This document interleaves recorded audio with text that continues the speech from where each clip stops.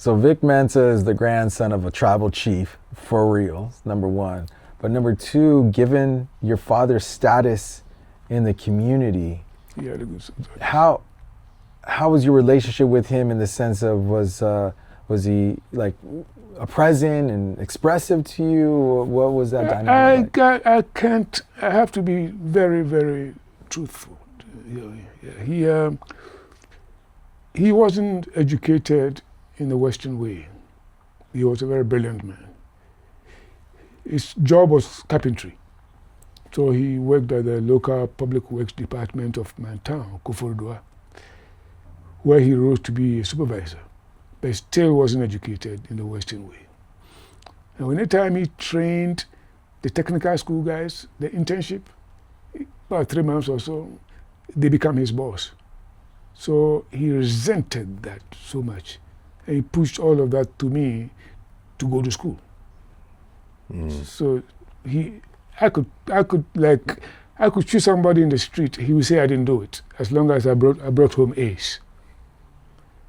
So I was motivated to be getting A all the time.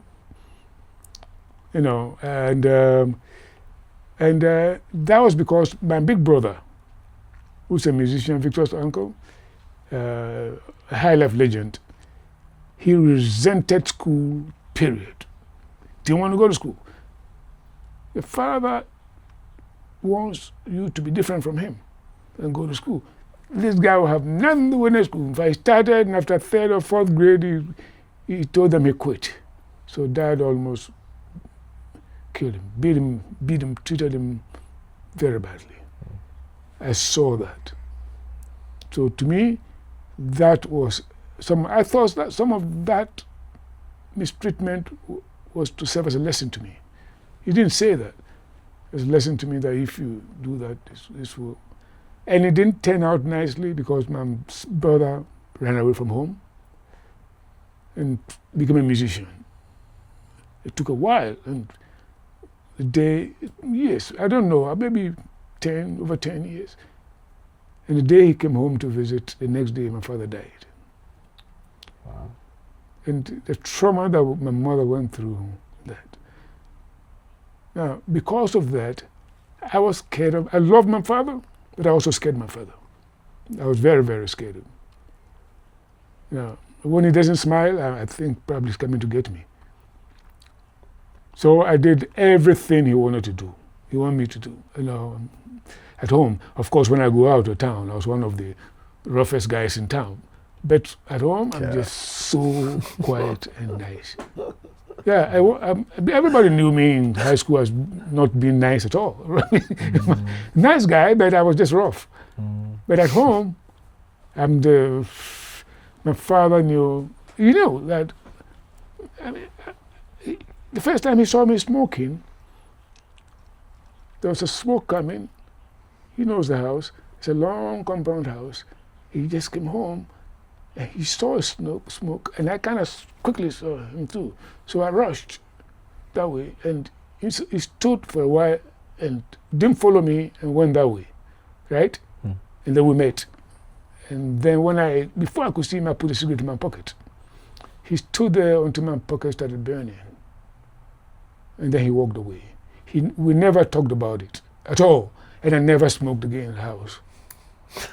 Wow. Period. He was watching me when my pocket was burning. Did you know these stories? Nah. Yeah, I was watching me, my pocket was burning. And that was... Can I ask you, is there a reason why these stories you never shared with your kids? They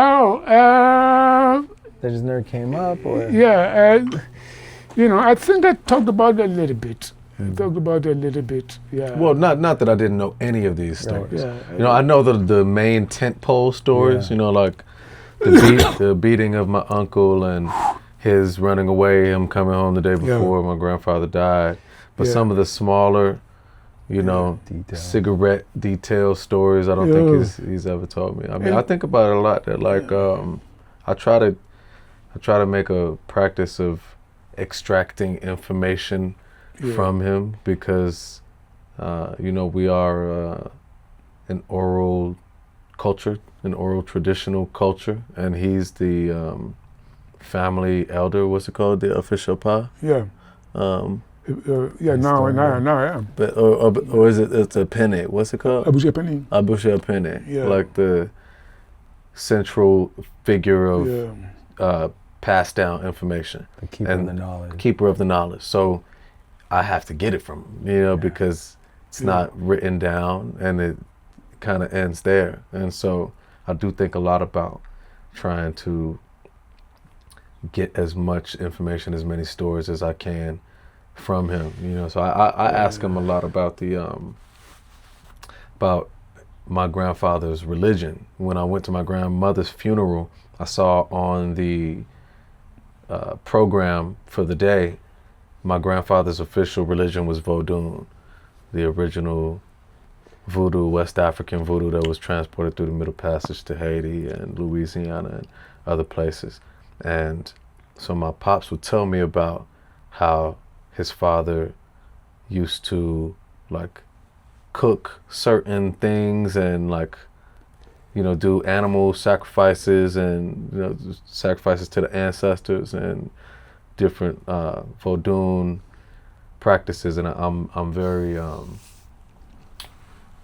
I'm super interested in it, because it's the traditional religion of my family, and it's been demonized by the West, because to convince a people that their God is the devil is the best way to control them forever.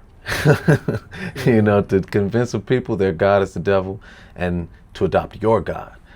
Now they do whatever your God says to do. And also when I was in Ghana, one thing I saw that really astounded me was I saw his birth certificate one time. And on his birth certificate, it said Christian name only. So his name is Edward Kwaku Mensah, but on the birth certificate it's Edward Kingsley Mensah. So they even officiated into law that you need to reject your traditional name. And I mean, I know you know the impact of that with your people as well. And I contextualize that directly to the demonization of Vodun and Ifa and other African spiritual systems, to the point where Black people will be some of the most virulent enemies of voodoo and other African spiritual systems, because they've been fed the misinformation that this is the devil, because they've been fed the misinformation that they are the devil. But we're so many generations detached that the identification with Christianity is taken at face value as being the truth of Black people, Especially when Ifa and these other spiritual religious practices were the original practices of the people of all the Americas, of all the globe, right? And coming from the birthplace of civilization, and that was the thing that was part and parcel, to your point.